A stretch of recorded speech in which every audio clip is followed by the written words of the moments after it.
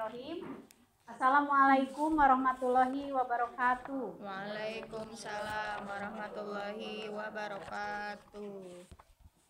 Innal hamdalillah nahmaduhu wa nasta'inuhu wa nastaghfiruhu wa na'udzu billahi min syururi anfusina wa min sayyiati a'malina.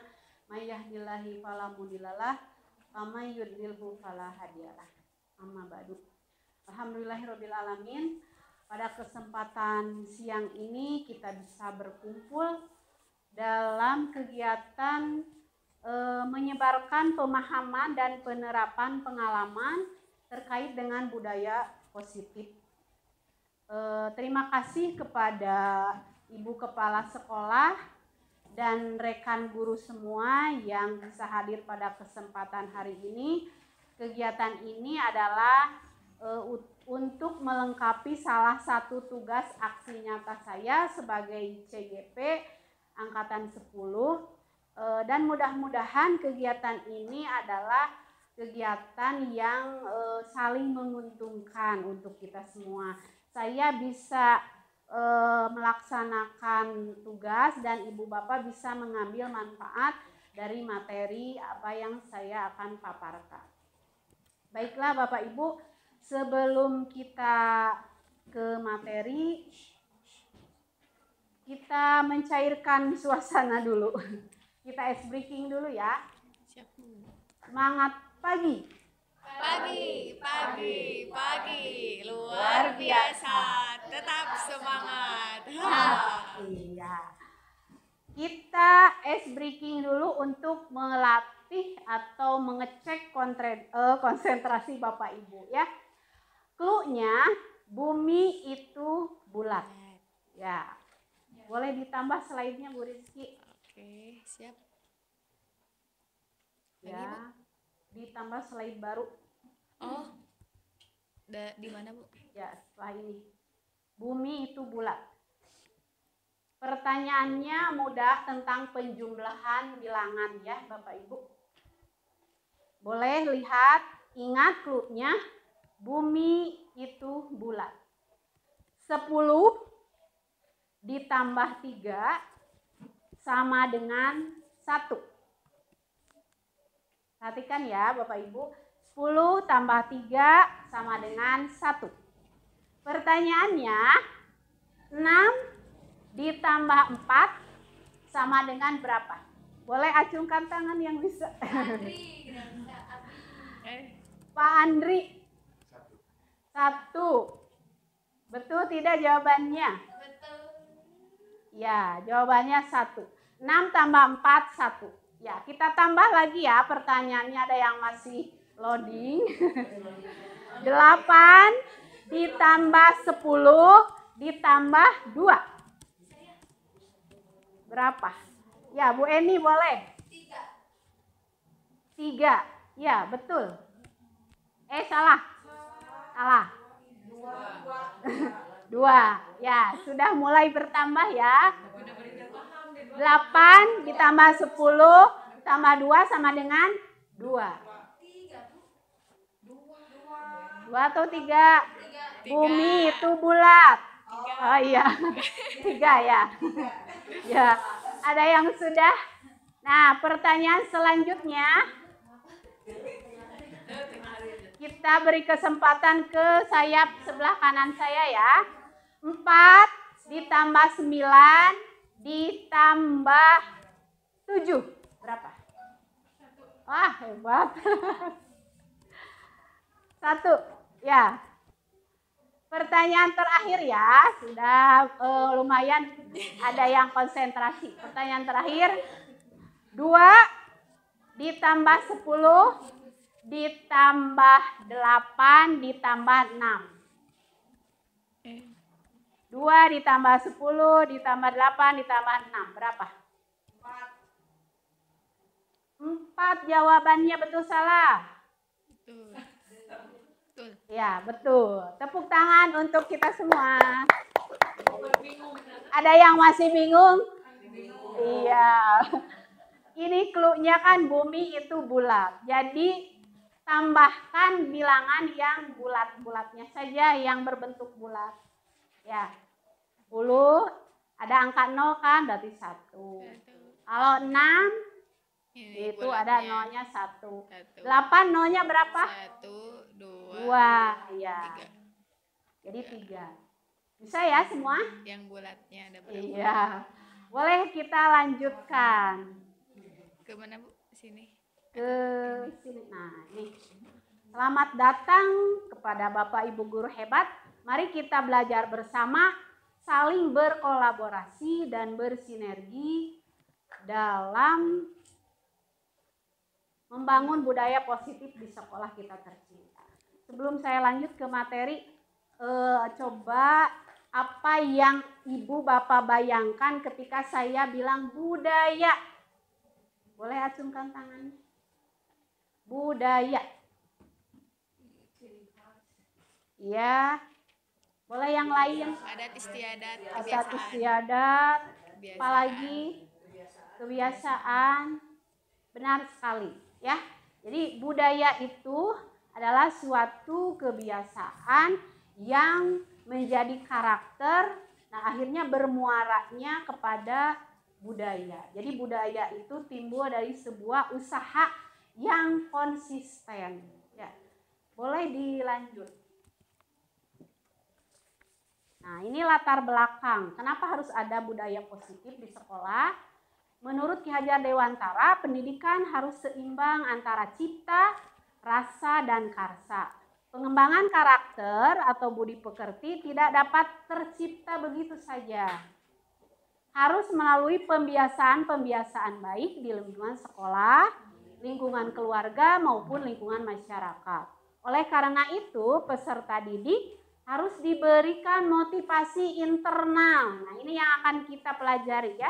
Motivasi internal agar bisa berperilaku sesuai dengan nilai-nilai kebijakan universal yang diyakini.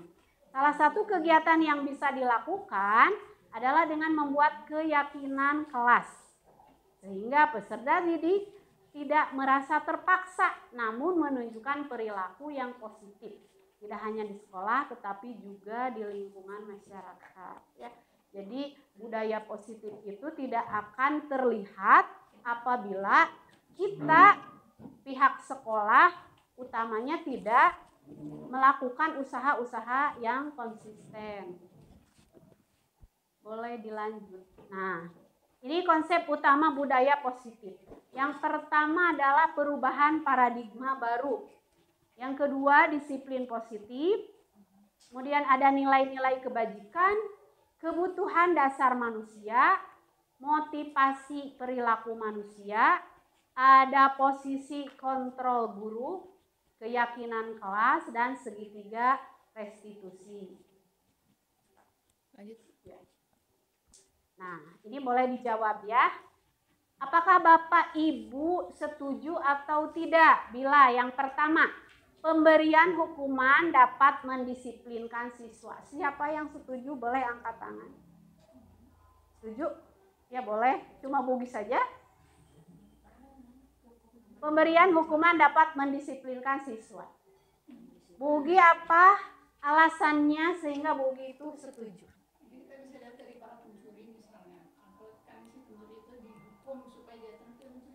Iya. Kalau dikontekstualkan di lingkungan sekolah bagaimana?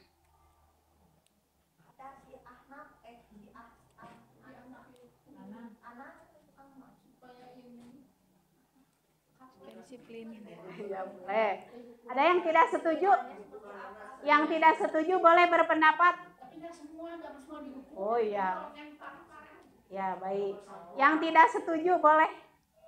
Setuju tadi.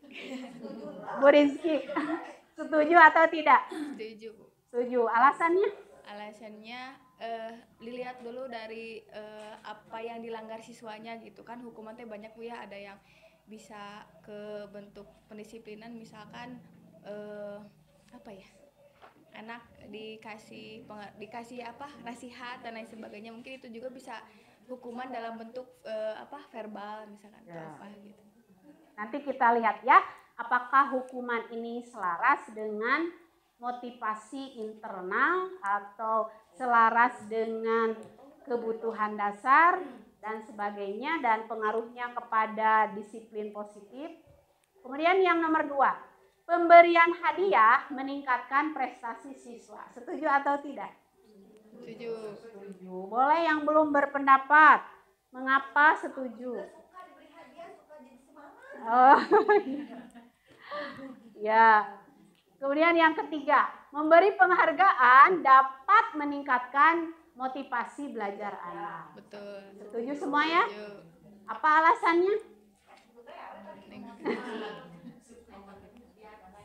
Nah, ya.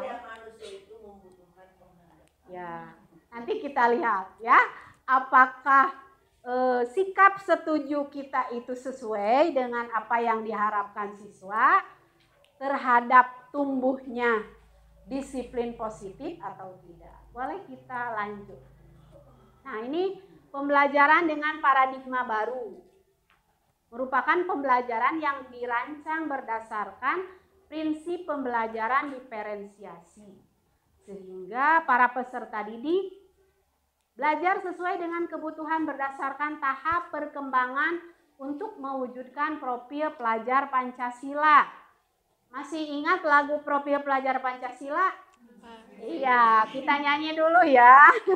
Akhlak mulia, berkebinekaan global, gotong royong mandiri, kreatif Dan bernalar kritis. ya, belajar Pancasila, beriman dan bertakwa pada Tuhan yang Esa, dan berakhlak mulia, berkebinekaan global, Gotong royong mandiri, kreatif dan bernalar kritis. Tepuk tangan. Iya. Nah, profil pelajar Pancasila yang sedang kita pelajari ini adalah pembelajaran dengan paradigma baru. Nanti pelaksanaannya di kelas harus menggunakan pembelajaran berdiferensiasi. Nah, ini akan kita pelajari pada kesempatan selanjutnya ya. Nah, ini ada teori kontrol dari William Glasser. Pergeseran paradigma teori kontrol Dr. William Glasser. Miskonsepsi tentang teori kontrol. Yang pertama, ilusi guru mengontrol murid. Nah, jadi guru mengontrol murid itu hanya ilusi. Pada kenyataannya, guru itu tidak bisa mengontrol murid. Ya, karena murid itu sendiri melakukan apabila ada motivasi internal dalam dirinya. Jadi guru itu tidak bisa mengontrol murid. Walaupun murid itu anak kecil, dinasehati oleh kita, kemudian dia nurut, nah itu bukan karena dia menurut bisa kita mengontrol murid, tapi karena adanya motivasi internal dari murid untuk melaksanakan apa yang dia dengar. Ya, jadi guru itu tidak bisa mengontrol murid. Contohnya, kita sudah memberi nasihat berulang-ulang, tapi anak masih tetap. Ya, berarti guru tidak bisa mengontrol murid. Bisa dipahami tidak, Bapak Ibu? Ya, jadi guru mengontrol murid itu hanya ilusi saja. Sejatinya, murid mengontrol dirinya sendiri. Apa yang dia lakukan itu karena adanya motivasi internal untuk melaksanakan sesuatu. Yang kedua, kritik dan membuat rasa bersalah mampu menguatkan karakter. Ini sepertinya benar, tapi sebetulnya kembali lagi kita lihat hasilnya. Apabila yang dikritik itu bisa kuat karakternya, nah itu karena dirinya bisa mengontrol dan ada motivasi internal untuk berubah. Kalau yang tidak ada motivasi internal tetap saja tidak berubah. Walaupun diberi kritik dan dibuat rasa bersalah terus-menerus tidak berubah, nah berarti itu tidak ada motivasi internal. Jadi kritik dan membuat rasa bersalah itu hanya ilusi saja, dapat menguatkan karakter. Sebetulnya penguatan karakter itu tumbuh karena adanya motivasi internal dari dalam murid. Begitu juga dengan penguatan positif, efektif dan bermanfaat.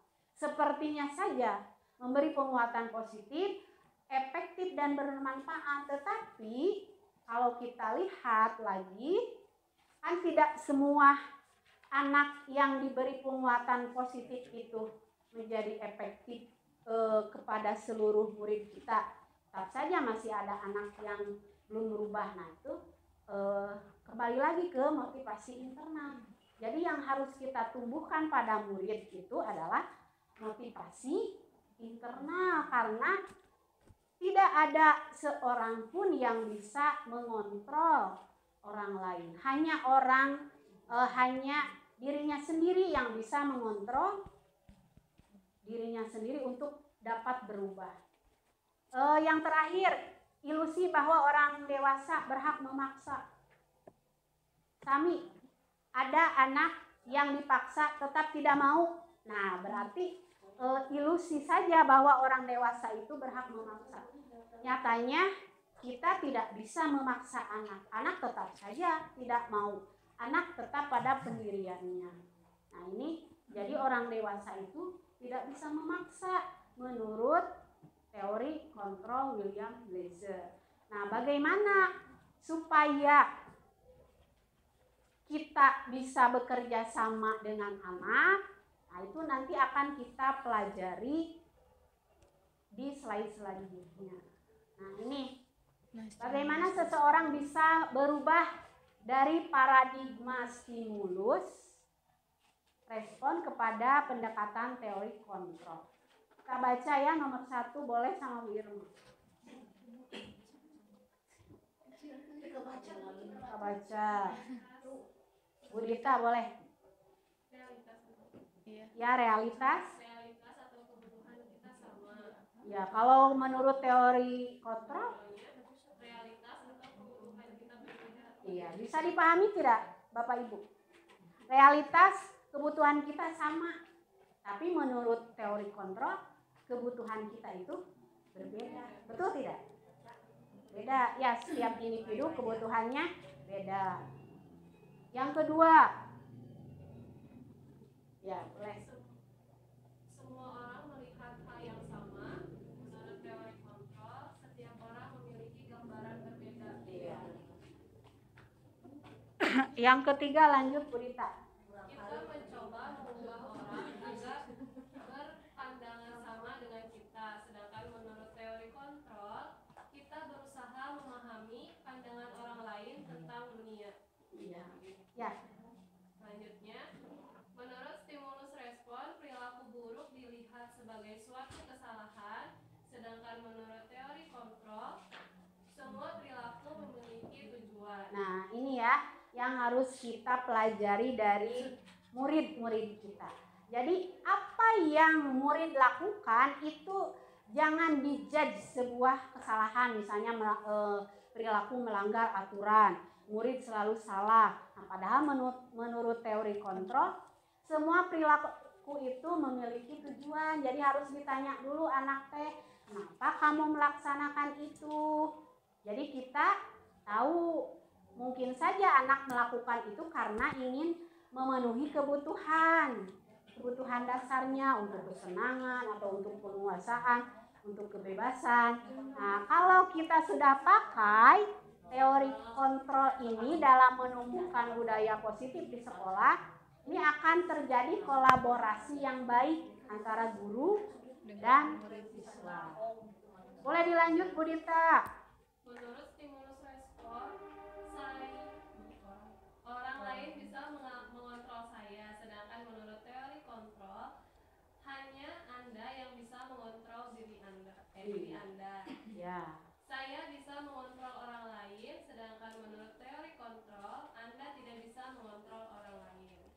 Menurut stimulus respon, pemaksaan ada pada saat bujukan gagal, sedangkan menurut teori kontrol, sensus, menciptakan pilihan-pilihan baru. Menurut stimulus respon, model berpikir menang atau kalah. Sedangkan menurut teori kontrol, model berpikir menang-menang. iya. Jadi kalau kita praktikkan teori kontrol dalam menumbuhkan budaya positif atau dalam menumbuhkan motivasi internal, tidak ada pihak yang dirugikan karena kita sebagai guru sudah menang, anak juga menang dengan solusinya. Kita praktekkan yang ini ya, orang lain bisa mengontrol saya menurut teori stimulus respon tentang dunia. Tetapi menurut teori kontrol, hanya Anda yang bisa mengontrol diri Anda. Kita praktikkan, coba 2 orang, siapa yang mau dipraktikkan?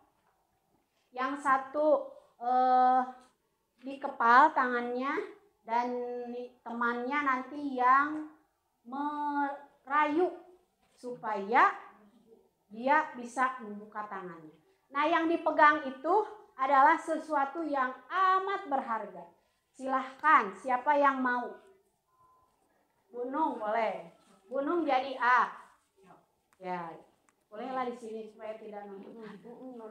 Nanti Bu Nung ini di tangan kirinya mempunyai sesuatu yang sangat berharga dan pegang erat kepala.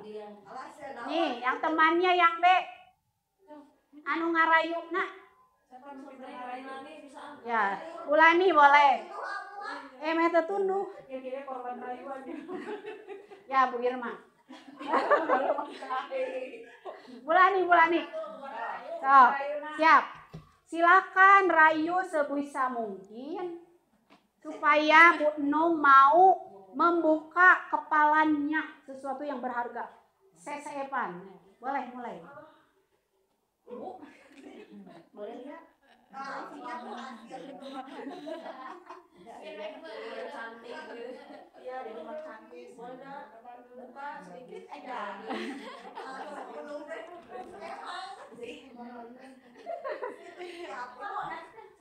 Asik. 50.000. Buka tong.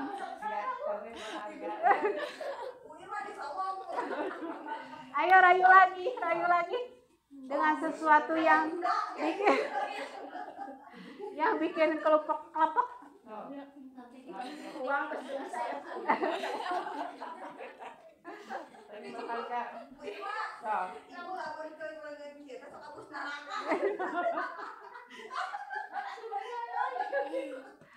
Dikasih motor baru, 1 unit motor NMAX.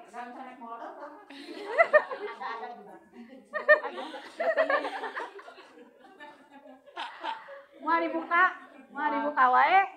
Iya, terima kasih, tepuk tangan. Ya, boleh dulu. Nah, ini membuktikan Bapak Ibu bahwa orang lain itu tidak bisa mengontrol saya. Meskipun dirayu ku acis, dirayu ku motor, tidak mau. Karena yang mengontrol diri kita adalah diri sendiri, meskipun dipengaruhi tidak. Nah, ya. Jadi yang bisa mengontrol misalnya Bulani mau membuka boleh saja, berarti ada motivasi internal untuk membukanya. Tapi Bu Nung tidak mau membukanya karena punya tujuan dan punya motivasi lain, ya. Jadi bisa disimpulkan ini ya, hanya diri kita sendiri yang bisa mengontrol diri sendiri. Boleh di. Nah, ini makna disiplin. Disiplin menurut Kamus Besar Bahasa Indonesia. Siapa yang akan membacakan? Buli, boleh. Makna disiplin menurut Kamus Besar Bahasa Indonesia adalah tata tertib, ketaatan atau kepatuhan kepada peraturan. Kata disiplin juga sering dihubungkan dengan hukuman. Padahal itu sungguh berbeda karena belajar tentang disiplin positif tidak harus dengan memberi hukuman. Justru itu adalah salah satu alternatif terakhir dan kalau perlu tidak digunakan sama sekali.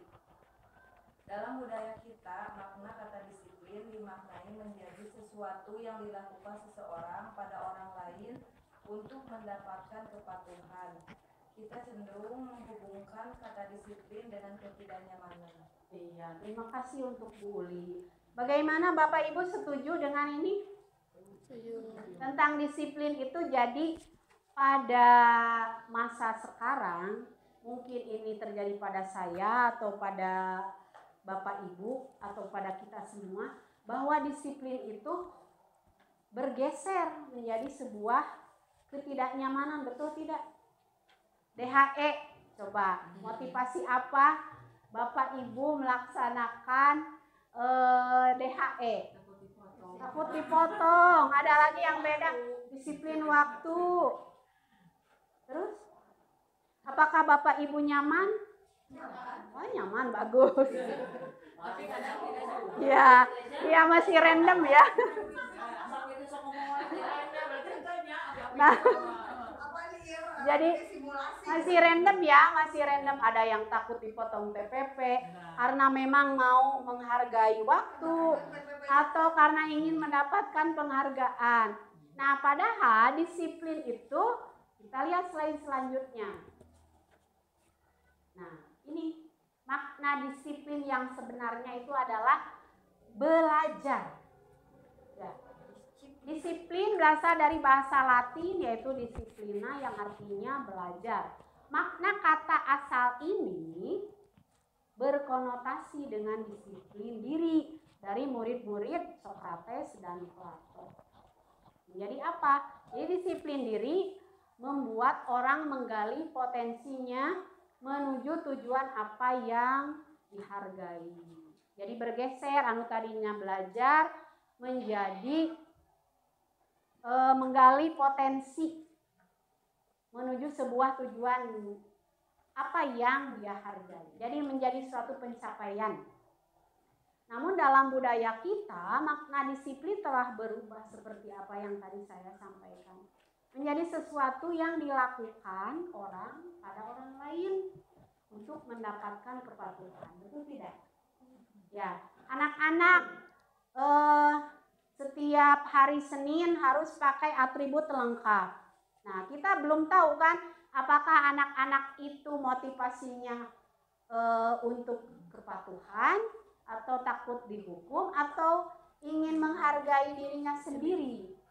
Kecenderungan umum adalah menghubungkan disiplin dengan ketidaknyamanan, bukan dengan apa yang kita hargai atau pencapaian suatu tujuan yang mulia. Ya, mudah-mudahan setelah Bapak Ibu menerima materi disiplin ini, jadi digeser. Yang tadinya sesuatu yang tidak nyaman, hanya untuk mematuhi aturan, digeser menjadi sebuah pencapaian yang mulia. Karena memang kita menghargai waktu dan ingin menghargai diri kita sendiri. Mudah-mudahan ya. Boleh dilanjut.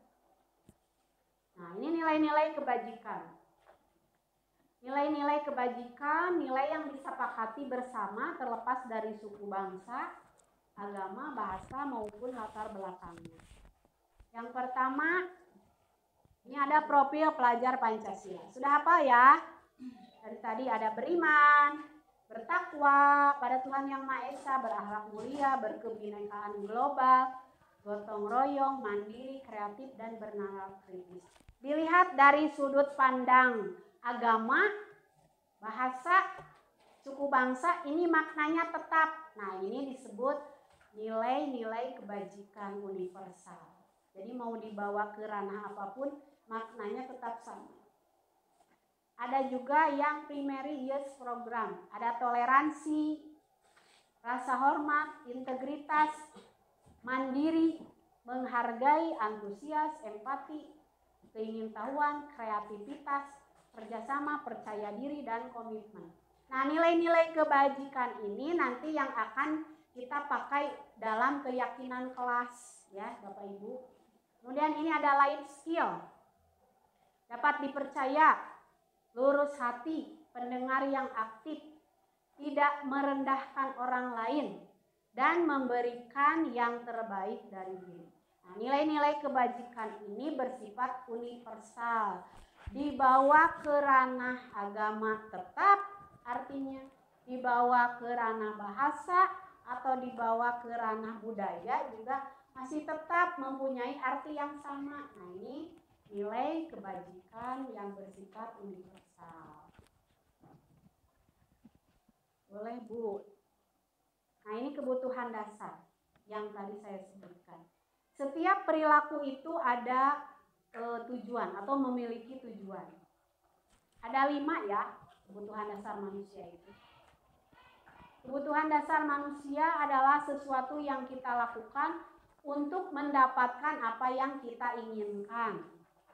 Seluruh tindakan yang kita lakukan memiliki tujuan tertentu. Dan semua usaha terbaik yang kita lakukan adalah dalam rangka agar kebutuhan dasar kita terpenuhi dengan baik. Nah, kalau kita melihat murid yang berperilaku melanggar, kita harus bertanya dulu, mungkin saja dia itu sedang memenuhi kebutuhan dasarnya. Ya, jadi tidak ada anak yang nakal, tidak ada anak yang menyebalkan ya, kalau setelah tahu tentang disiplin positif. Jadi kita bisa berkolaborasi dengan murid. Apa yang menjadi dasar dia melakukan perilaku melanggar?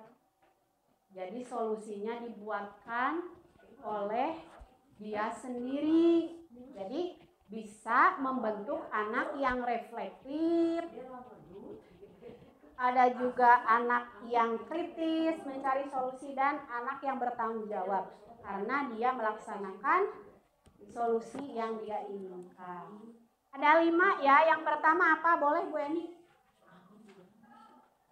5 kebutuhan dasar manusia. 1, penguasaan. 2, kasih sayang dan rasa diterima.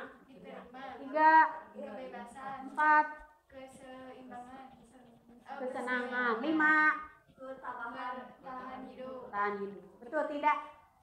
Ini ya. Ya. Nah, kelima ini adalah kebutuhan dasar yang harus terpenuhi. 5. Ya, ini kalau salah satunya tidak terpenuhi, maka akan ada perilaku yang melanggar. Nah, supaya tidak ada perilaku yang melanggar, kita sebagai guru harus bisa memberikan bimbingan kepada murid bagaimana dia memenuhi kebutuhan dasarnya itu dengan cara yang positif. Ya, misalnya murid tahu mungkin saja dia itu sedang memenuhi kebutuhan dasar untuk kesenangan atau untuk kasih sayang karena yang diperhatikan, bisa saja ya. Nah, ya. Jadi kita itu pendidikan yang menuntun itu seperti itu, harus ditanya dulu anak itu. Ya, bagus satu. Kalau sudah boleh. Nah, ini bertahan hidup. Nah, kan ada anak yang suka menguntil. Ternyata setelah ditanya karena untuk bertahan hidup.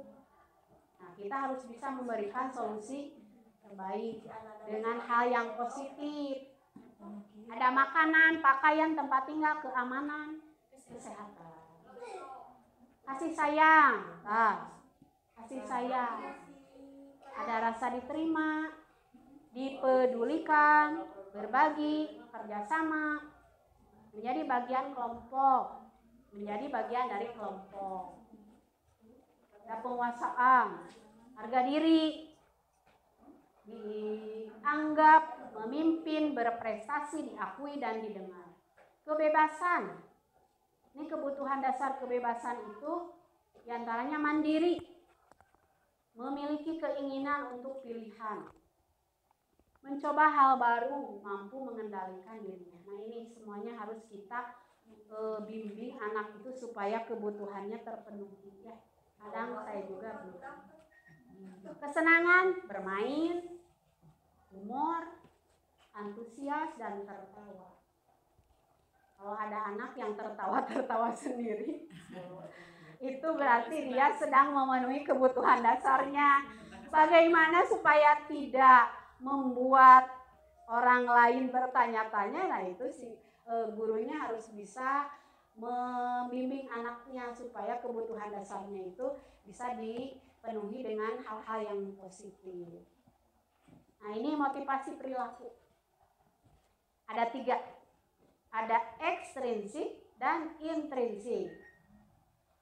Yang pertama, menghindari ketidaknyamanan atau hukuman. Kedua, untuk mendapatkan imbalan atau penghargaan. Nah, ini motivasi intrinsik. Untuk menjadi orang yang mereka inginkan dan menghargai mereka. Menghargai mereka inginkan. THE contohnya. Coba motivasi mana?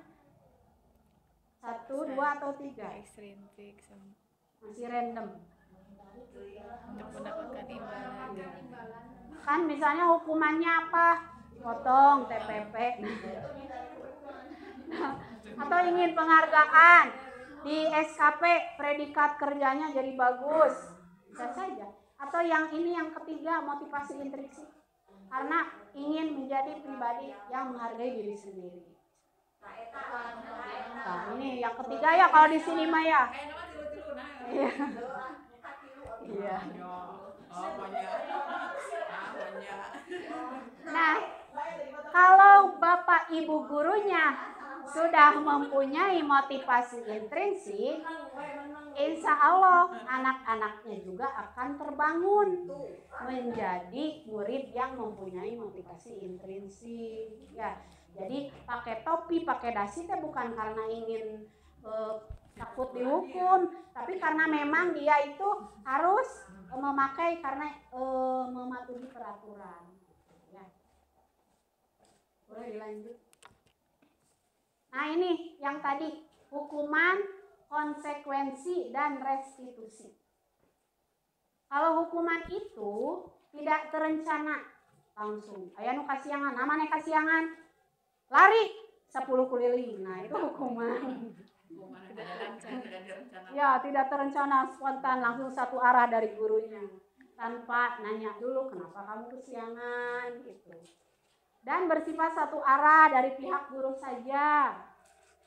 Hukuman ini bisa berupa hukuman fisik, psikis, atau kata-kata yang kasar. Bapak Ibu bukan penghukum ya? Bukan ya. Atau pernah? Kalau fisik sekarang mungkin sudah tidak boleh karena ada ya. Sudah. Kalau secara kata-kata atau psikis? Iya, tidak boleh. Lebih menyakitkan itu. Ya. Terus seayanya sudah tidak ada mungkin di sekolah kita itu. Yang kedua ini konsekuensi. Nah, kalau konsekuensi itu biasanya sudah kesepakatan. Kalau telat datang berarti kamu harus apa? Kalau kamu tidak mengerjakan PR berarti kamu harus apa? Kalau kamu bertengkar dengan teman berarti kamu harus apa? Jadi sudah ada komunikasi dengan murid dari 2 arah. Tidak seperti hukuman yang hanya 1 arah. Nah, bentuk-bentuk konsekuensi dibuat oleh guru dan disampaikan kepada siswa.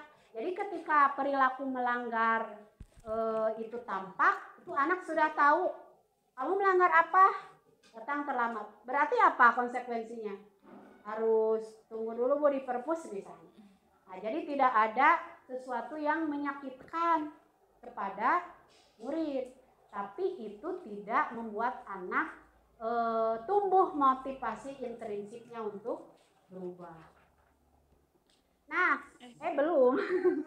Murid selalu dibuat tidak nyaman. Terpencet. Nah, murid tidak nyaman.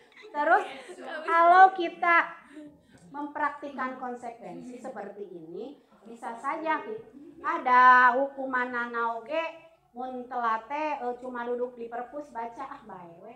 Nah, seperti itu ya.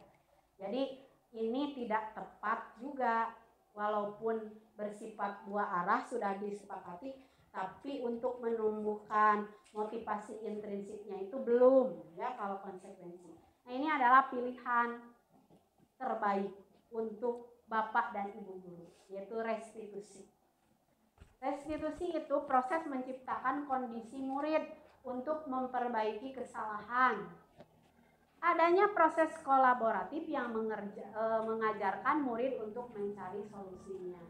Jadi nanti kalau ada terlihat anak melanggar keyakinan kelas, itu direstitusi. Anak dibimbing untuk mencari solusinya apa yang mereka inginkan, dan anak bertanggung jawab melaksanakannya. Ini sudah saya praktekkannya di kelas 1. Nanti kita lihat contohnya. Boleh? Nah ini tindakan. Bapak Ibu tinggal sebutkan saja hukuman, konsekuensi, atau restitusi ya. Untuk yang nomor 1, boleh dibaca oleh Bu Lani. Mencatat 100 kali di dalam buku kalimat, saya tidak akan datang terlambat lagi karena terlambat ke sekolah. Ya, apa Bu? Kedua, tadi kenal? Konsekuensi atau hukuman?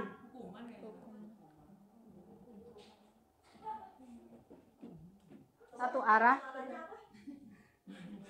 Setuju tidak ini konsekuensi atau hukuman? Ya, boleh lanjut yang kedua, Bu Ugi. Lari. Keliling lapangan, basket, lari, karena terlambat ke sekolah, hukuman. Bu gimana nyontek dia kedengeran ya. Bu Dewi, boleh yang ketiga? Membersihkan coretan yang dibuat di meja tulis. Apa? Lain hukuman, sekali mah. Konsekuensi. Ini yang keempat, Bu Nung. Murid diminta untuk push up 15 kali karena tidak menggunakan masker di sekolah. Hukuman. Ya. Hukuman. Lanjut, Bu Eni. Berdiri di depan kelas sambil mengangkat kaki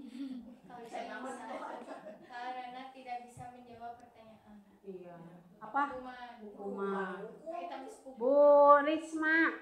Membersihkan WC karena merusak pensil temannya hukuman. Hukuman. Yang terakhir, Bu Uli. Lari keliling lapangan karena terlambat 10 menit saat pelajaran PJOK. Apa itu, Bu? Iya, pinter. Boleh tepuk tangan. Nah, Bapak Ibu sudah tahu ya tindakan hukuman, konsekuensi, dan restitusi. Mana yang restitusi? Tenang, nanti ada. Ternyata keingintahuannya itu begitu besar ya. Nah, ini posisi kontrol dulu. Yang pertama ada penghukum.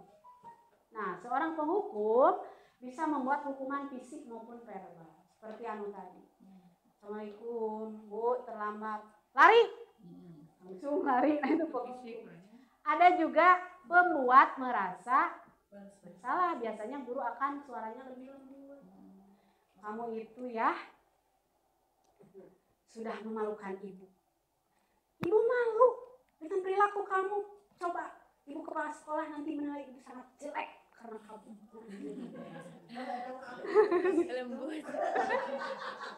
lembut tapi nyentuh.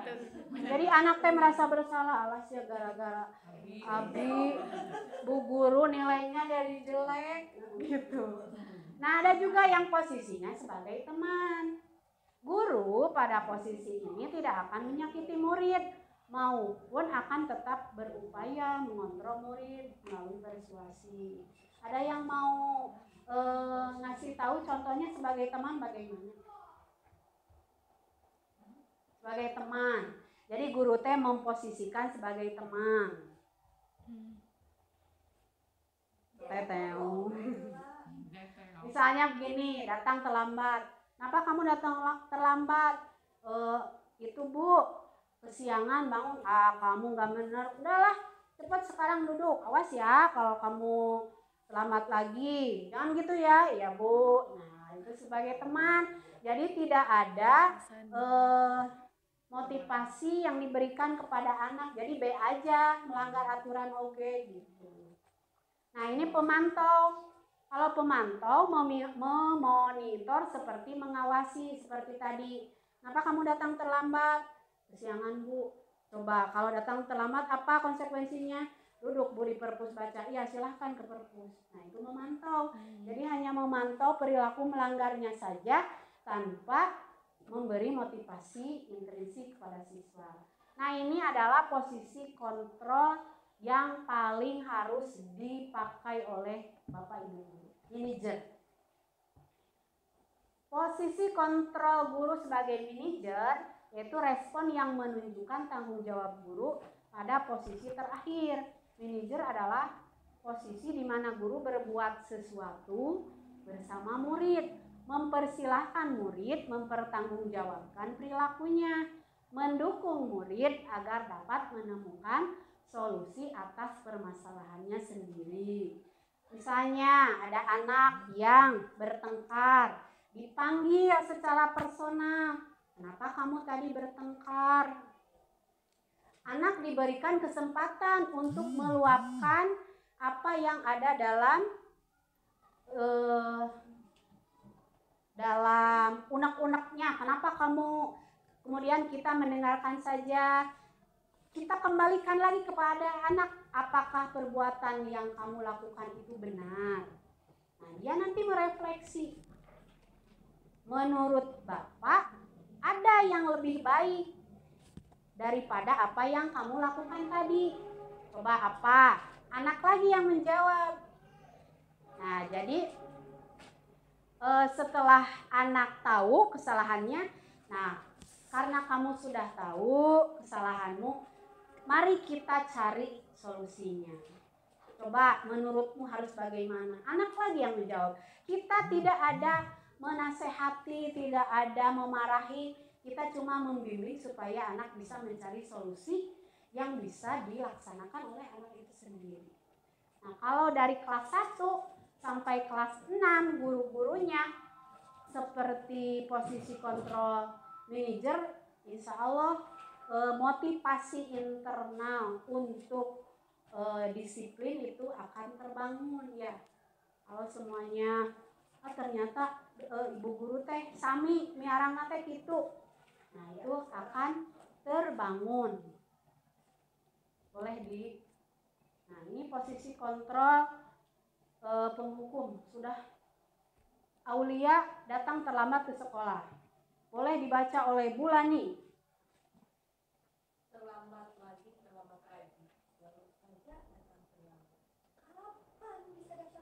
Apakah benar seperti itu nadanya? Iya, sok.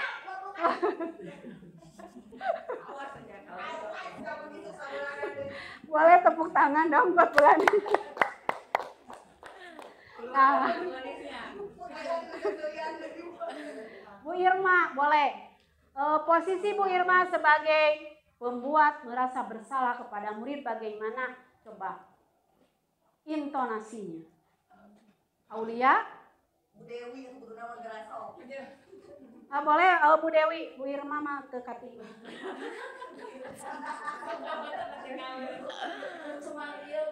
Ya Bu Dewi. Aulia, kami sudah berjanji tidak akan terlambat lagi. Ibu benar-benar kecewa sama kamu. Kamu tidak menepati janji kamu. Iya, boleh dong.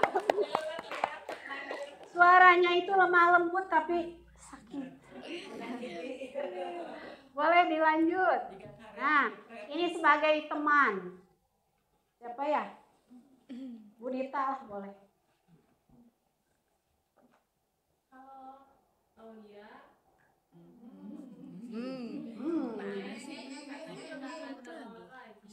Ya sudah, tidak apa-apa. Silakan duduk, nanti bantu. Iya, jadi perilaku melanggarnya itu seperti B aja, nggak ditindaklanjuti.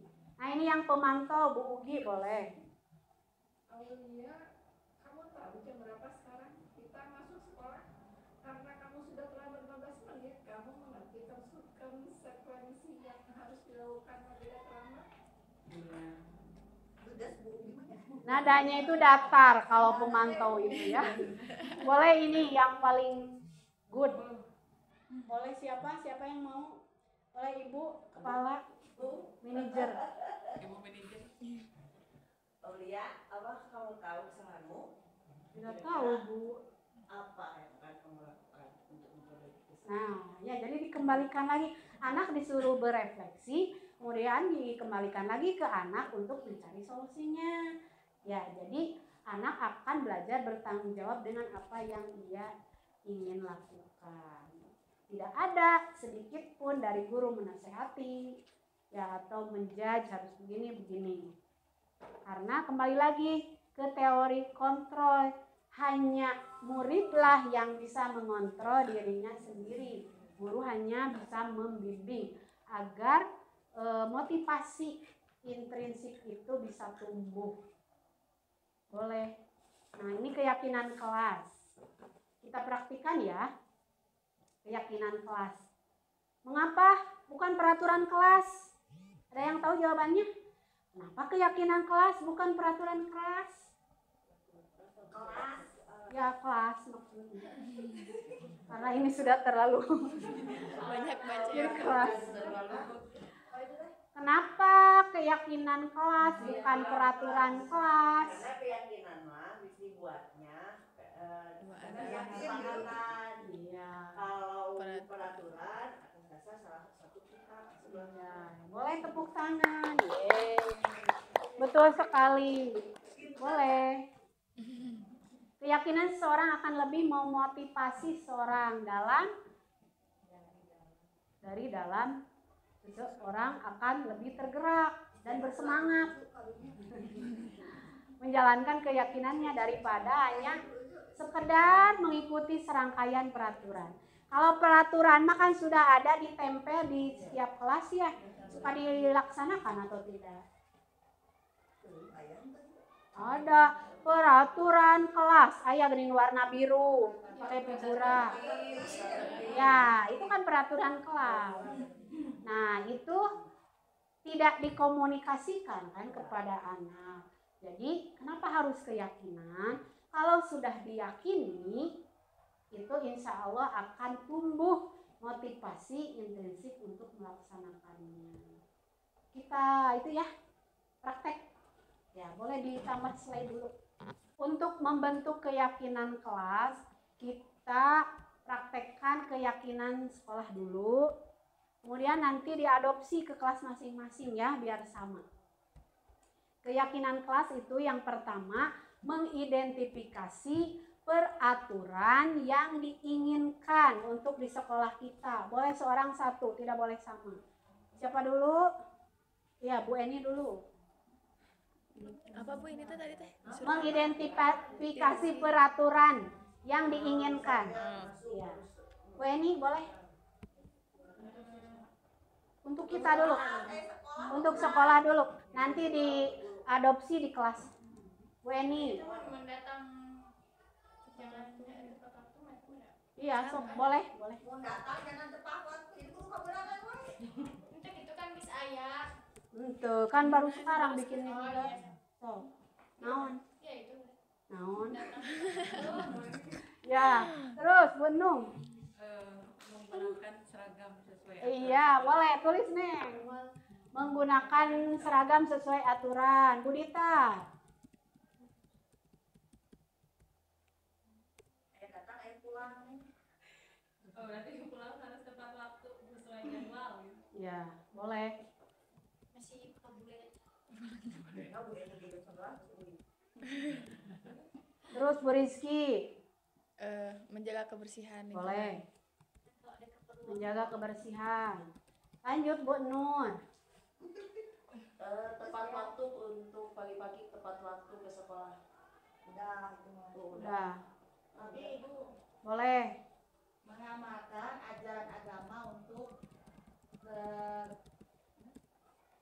mengamalkan ajaran agama untuk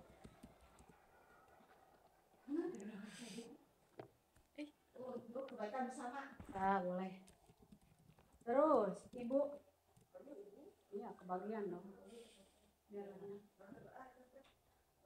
memberi kabar atau meminta izin saat tidak bisa hadir masuk sekolah. Iya. Meminta memberi kabar saat berhalangan hadir. Ya, Boleh pula nih? melaksanakan pekerjaan dengan penuh tanggung jawab. Iya. Lanjut. Taati peraturan yang berlaku. Bu Dewi? Saling menghargai sesama antar rekan. Ya, boleh. Saling menghargai. Saling menghargai, bully. Saling menolong, Saling menolong. Bu Risma? Disiplin dan tanggung jawab. Nah, ini ya Bapak Ibu sudah ditulis. Nah, ini adalah peraturan yang diinginkan. Nah, dari peraturan ini harus kita sempitkan lagi menjadi nilai keyakinan. Coba Neng ke itu dulu, ke poin-poin keyakinan kelas. Nah, ini ya, harus lebih abstrak. Jadi kata-katanya itu lebih abstrak dari peraturan. Kemudian berupa pernyataan universal yang tadi yang nilai kebajikan itu. Kemudian dibuat dalam bentuk positif. Nah, itu tadi sudah positif ya, karena tidak ada kata tidak. Kalau di kelas saya kemarin tidak boleh membuang sampah pada tempatnya. Nah, diganti yang lebih positif, membuang sampah pada tempatnya. Tidak boleh kesiangan, cenacek anak-anak saya berarti datang tepat waktu. Nah, karena ini yang membuatnya ibu bapak guru jadi hebat, kalimatnya sudah positif. Boleh hapus tepuk tangan. Terus sedikit nanti dikerucutkan menjadi nilai keyakinan sedikit agar lebih mudah diingat. Jadi nanti aturan-aturan yang sudah ditulis itu dikerucutkan menjadi beberapa nilai keyakinan yang akan kita pakai. Semua warga sekolah atau kelas dilibatkan dalam membuat. Ya, kembali lagi ke tadi. Nah, ini coba datang tepat waktu. Nilai keyakinannya apa? Datang tepat waktu. Ya. Disiplin, boleh. Berisi ditulis keyakinannya, nilai keyakinan. Di sini ya biar ini Bu. Datang tepat waktu, disiplin. Kalau menggunakan seragam sesuai aturan, disiplin juga ya? Ya, masuk. Yang udah dihapus Bu Rizky. Pulang tepat waktu, disiplin. Menjaga kebersihan. Ya, beda. Ya. Kalau menjaga kebersihan itu iya. Kebersihan, nilai keyakinannya kebersihan. Mengamalkan ajaran agama untuk kebaikan bersama. Ini apa? Nilai keyakinannya. Beriman. Religius. Ya, religius.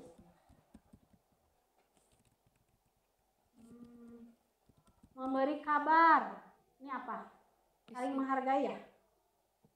Yang memberi kabar saat tidak masuk? Disiplin. Boleh, mau ke disiplin? Boleh. Terus melaksanakan pekerjaan dengan penuh tanggung jawab. Disiplin.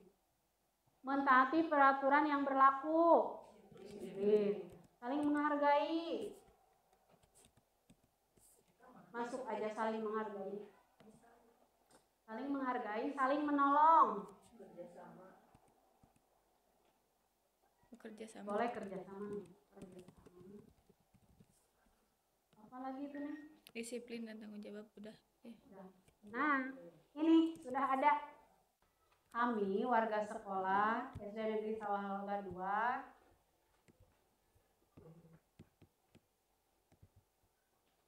nanti langkah-langkahnya sama ya kalau di kelas. Kami warga sekolah SD Negeri Sawah Loga 2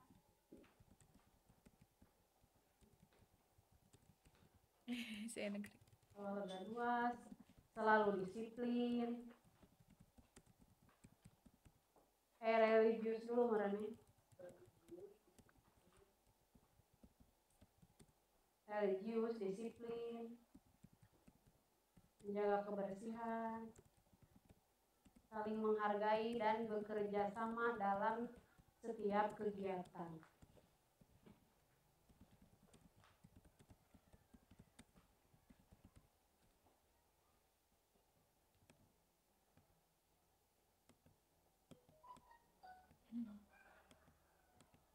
Ini Bu, Ya. ininya masih di keyakinan kelas ini. Nah, jadi nanti kalau ada perilaku yang melanggar itu ditanya nilai keyakinan mana yang sudah Bapak Ibu langgar misalnya, atau kalau di kelas nilai keyakinan mana yang sudah kamu langgar nak. Anak harus sudah hafal. Nanti di waktu MPLS kalau ajaran baru itu 2 minggu itu bisa dimaksimalkan untuk sosialisasi keyakinan kelasnya. Jadi anak itu harus terus diingat-ingatkan. Ya seperti diobservasi Bu Dita kemarin sudah, jadi sebelum anak belajar diingatkan keyakinan kelasnya apa. Nah seperti itu lebih baik karena semakin sering diulang-ulang anak jadi hafal dan semakin tumbuh keyakinannya untuk melaksanakan. Nah kalau nanti di kelas Bapak Ibu bisa dirinci lagi perilaku disiplin teh yang seperti apa disebutkan. Yang menjaga kebersihan itu yang bagaimana, religius yang bagaimana, saling menghargai dan bekerja sama, itu anak yang mengidentifikasinya. Jadi biasanya lebih hafal dan lebih ada semangat untuk melaksanakan. Boleh dilanjut? Sudah.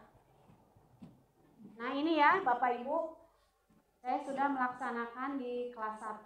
Nah yang ini yang kertas post-it itu aturan yang diinginkan. Anak bisa ternyata kelas 1, walaupun masih stereotip, tidak boleh kesiangan, tidak boleh buang sampah. Nah setelah diidentifikasi, kemudian dibuat kalimat positifnya, kemudian ditentukan nilai keyakinan kelasnya. Boleh lanjut. Nah ini tadi ada yang sudah tidak tahan untuk mengetahui bagaimana restitusi itu. Ini ada segitiga restitusi. Segitiga restitusi itu dilaksanakan oleh seorang guru yang mempunyai posisi kontrol sebagai manajer. Jadi yang pertama, anak itu distabilkan identitasnya. Dari identitas gagal yang sudah melanggar aturan menjadi identitas sukses agar bisa diterima kembali oleh kelompoknya. Kemudian yang kedua, ada validasi tindakan yang salah. Jadi ketika anak melanggar, itu kita harus divalidasi dulu tindakan salahnya. Ibu juga mungkin kalau seperti kamu akan seperti itu. Nah, jadi anak itu tidak merasa bersalah teh sendirian. Ternyata ibu guru juga kalau salah seperti itu dibenarkan dulu tindakannya, atau kamu sudah baik tidak melakukan hal-hal yang lebih buruk misalnya. Nah setelah anak divalidasi tindakan yang salahnya, baru tanyakan keyakinan kelas yang mana yang sudah kamu langgar. Kemudian setelah anak tahu, guru fokus untuk membimbing anak mencari solusinya. Boleh dilanjut. Nah ini Bapak Ibu, bagaimana sih kita untuk menstabilkan identitas anak itu? Nah ini boleh kita katakan kepada anak, nah salah itu wajar karena tidak ada manusia yang sempurna. Bapak dan ibu guru juga pernah melakukan itu. Nah itu untuk menstabilkan identitas anak yang gagal supaya sukses. Nah Bapak Ibu tidak mau mencari siapa yang salah, tapi ingin mencari solusi permasalahan ini. kamu atau bisa kita katakan pada anak, kamu berhak merasa seperti itu. Sambil ditanya alasan apa mereka melakukan perilaku melanggar itu. Nah, ini validasi tindakan yang salah. Nah, ini yang tadi saya bilang ya, kamu pasti punya alasan mengapa kamu melakukan hal itu. Jadi harus ditanya dulu, karena setiap perilaku itu ada tujuannya. Kemudian kita bisa bilang ke anak, padahal kamu bisa melakukan yang lebih buruk dari ini ya, tapi ternyata kamu hanya melaksanakan yang seperti ini. Kemudian kamu patut bangga karena telah melindungi sesuatu yang penting buatmu. Kamu melakukannya karena mempertahankan sesuatu yang penting bagimu. Jadi jangan langsung dinasehati, dijudge, tapi anak harus diberikan kesempatan untuk menyampaikan perilaku melanggarnya. Boleh dilanjut. Nah, ini menanyakan keyakinan. Apa keyakinan kelas kita?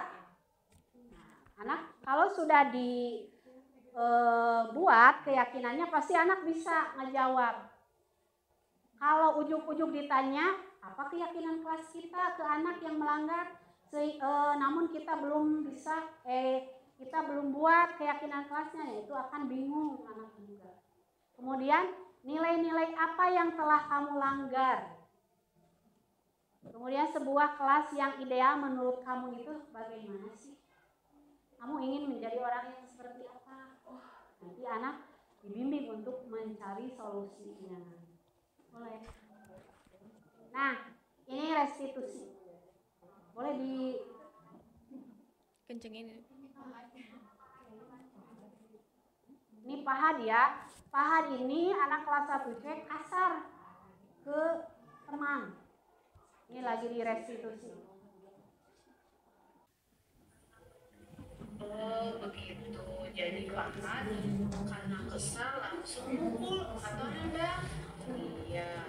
Mungkin ibu juga kalau kesal gitu ya. Nah tapi ada yang lebih baik ketika kita sedang kesal. Kalau menurut Pahad bagaimana yang baiknya? Kalau nendang atau mukul sama teman itu benar atau salah? Salah. Kalau yang benarnya bagaimana? Alhamdulillah. Nah sekarang ibu akan nanya lagi sama Pahad ya. Kalau Pahad kasar sama teman itu melanggar keyakinan kelas yang mana? Kasih sayang sama teman. Iya. Pahad mau tidak memperbaikinya? Mau. Coba bagaimana Pahad memperbaiki perilakunya? Iya mau. Alhamdulillah ya. Pahad mau memperbaikinya. Jadi Pahad tidak akan kasar lagi sama teman. Ya. Ya, alhamdulillah ya. Terima kasih Pahad hari ini sudah ngobrol dengan ibu. Pahad boleh kembali lagi ke kelas ya. Itu ya Bapak Ibu. Jadi manggilnya harus personal ya. Jangan kalau di depan teman-temannya biasanya sok ngerasa tersulitkan anakku. Ini Puji, kalau Puji mah kasiangan wae. Bisa diceritakan mengapa Puji datang terlambat ke sekolah? Tuh, tidurnya malam. Jadi Halo, Assalamualaikum. iya. Kalau menurut Puji kalau datang Nuhun, terlambat ke masih sekolah kena iya diseminasi. atau salah? Puji mau memperbaikinya. Ya, itu juga kalau bangunnya terlambat pasti kesiangan seperti Puji ya. Tapi Puji sekarang sudah mau memperbaikinya ya. Nah sekarang ibu mau tanya, kalau datang terlambat ke sekolah itu melanggar keyakinan kelas yang mana? Betul ya, Puji tidak disiplin, tapi Puji mau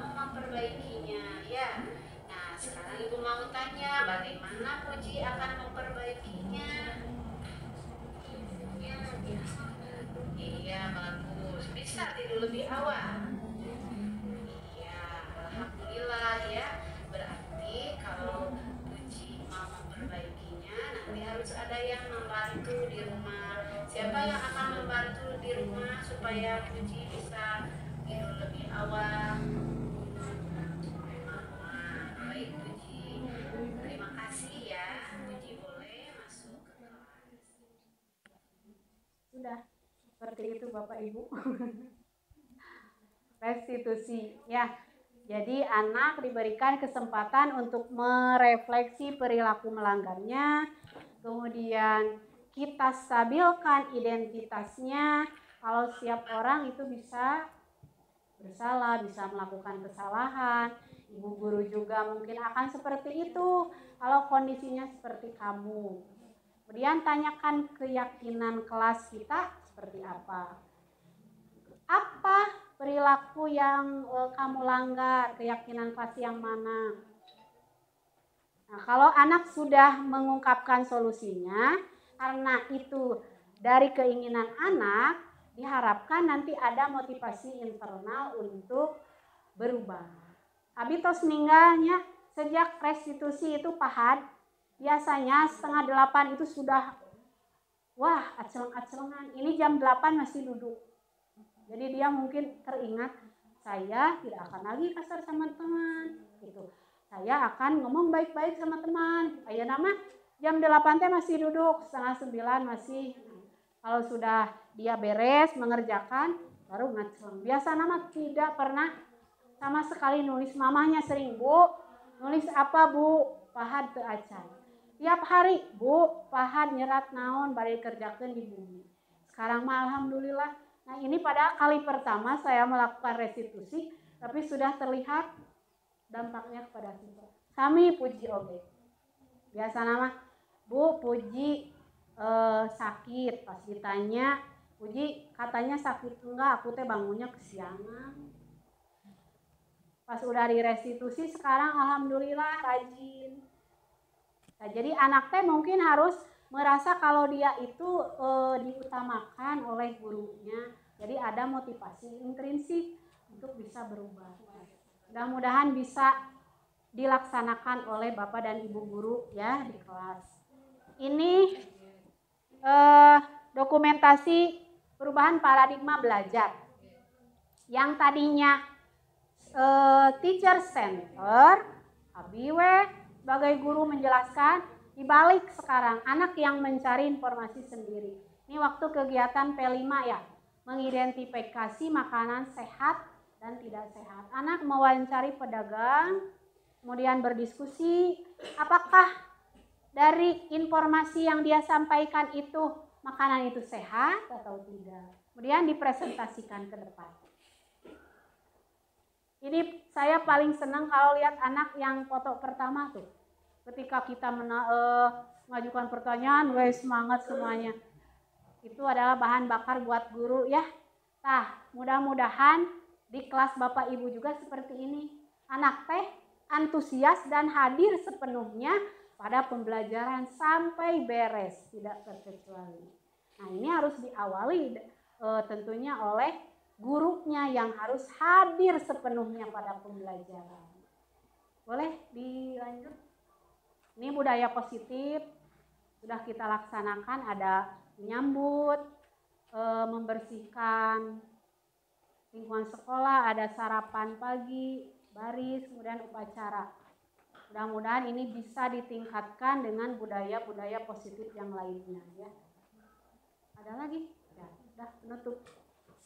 Dalam penerapan disiplin positif, hendaknya guru memiliki standar kepribadian, profesional, dan sosial yang baik. Di dalam guru mampu merefleksi dirinya sebagai among dan manajer ya Bapak Ibu. Sebagai manajer yang tadinya penghukum sudah di-skip saja, pemantau juga di-skip, teman juga di-skip untuk waktu-waktu tertentu. Jadi manajer adalah posisi kontrol yang paling baik dilaksanakan untuk menuntun murid-muridnya menjadi insan yang mandiri, merdeka, dan bertanggung jawab. Ada yang mau bertanya? atau berbagi sebelum ditutup? Sepertinya sudah paham ya? Semangat untuk kita semua, mudah-mudahan motivasi itu tumbuh menggelora di dalam jiwa-jiwa kita sehingga berimbas kepada muridnya. Karena sesuatu yang berawal dari hati itu akan sampai lagi kepada hati. Semangat untuk kita semua. Assalamualaikum warahmatullahi wabarakatuh.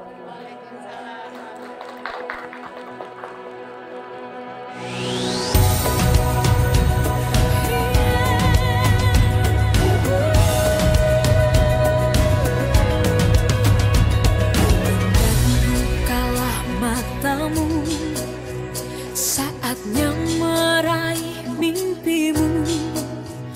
Arahkan pandangan ke depan, Tuhan kan menuntunmu. Sadarilah masa berganti, tantangan kan kita hadapi. Bergandeng tangan untuk negeri, era kita menanti berseri.